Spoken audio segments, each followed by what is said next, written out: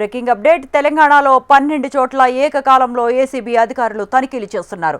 నూనె శ్రీధర్ను ఏసీబీ అదుపులోకి తీసుకుంది. ఇరిగేషన్ శాఖలో నూనె శ్రీధర్ ఎస్ఈగా పనిచేశారు. గతంలో కాళేశ్వరం ప్రాజెక్టు కోసం ఆయన పనిచేశారు. కరీంనగర్లో నివాసం వద్ద ఏసీబీ శ్రీధర్ను అదుపులోకి తీసుకుంది.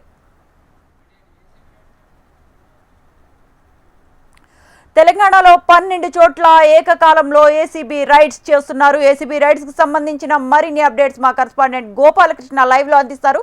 Gopalakrishna, over to you.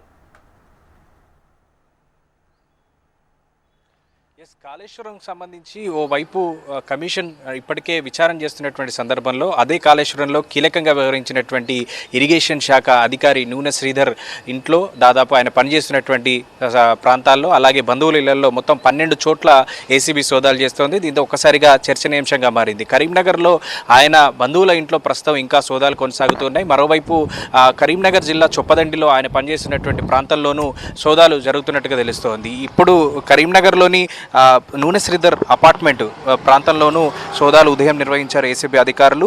అక్కడి నుంచి ఆయనను అదుపులోకి తీసుకున్నట్టుగా తెలుస్తోంది. ప్రస్తుతం తనకు సంబంధించినటువంటి ఆస్తుల వ్యవహారం కావచ్చు, అలాగే తన ఉద్యోగ ప్రాంతాల్లో సోదాలు అయితే కొనసాగుతున్నాయి. మరోవైపు ఆయన బంధువుల ఇళ్లలోనూ సోదాలు కొనసాగుతున్నట్టుగా తెలుస్తోంది. మొత్తం 12 చోట్ల తెలంగాణ రాష్ట్ర వ్యాప్తంగా 12 చోట్ల నూనె శ్రీధర్ కేంద్రీకృతంగా ఉన్నటువంటి తన కార్యాలయం కావచ్చు, పనిచేసే చోట కావచ్చు, బంధువుల ఇళ్లలో కావచ్చు, అట్లాగే ఆయన ఇళ్లలో కావచ్చు సోదాలు అయితే కొనసాగుతున్నాయని చెప్పుకోవచ్చు. నూనె శ్రీధర్ నిజానికి కాళేశ్వరం ప్రాజెక్టుకు సంబంధించి కీలకమైన ఇంజనీర్గా పనిచేశారు. ఆ నిర్మాణ సమయంలో గాయత్రి పంప్ హౌస్ కావచ్చు, అటు నందిమేడారం పంప్ హౌస్ కావచ్చు, ఈ ప్రాంతంలో ఎగ్జిక్యూటివ్ ఇంజనీర్గా ఆయన పనిచేశారు. దీంతో ఇప్పుడు ఇదే రోజు కాళేశ్వరం కమిషన్ కేసీఆర్ను విచారిస్తూ ఉండడం, కాళేశ్వరం కమిషన్కి సంబంధించినటువంటి విచారణ గత కొన్ని రోజులుగా కొనసాగుతూ ఉండడం, ఇటు కాళేశ్వరంలో కీలకంగా వ్యవహరించినటువంటి ఇరిగేషన్ శాఖలోని అధికారిపై ఏసీబీ ఏకకాలంలో దాడులు కొనసాగిస్తూ ఉండడంతో చర్చనీయాంశంగా మారిందని చెప్పుకోవచ్చు. అయితే తన ఆదాయానికి మించి అధిక ఆస్తులు ఉన్నాయనేటువంటి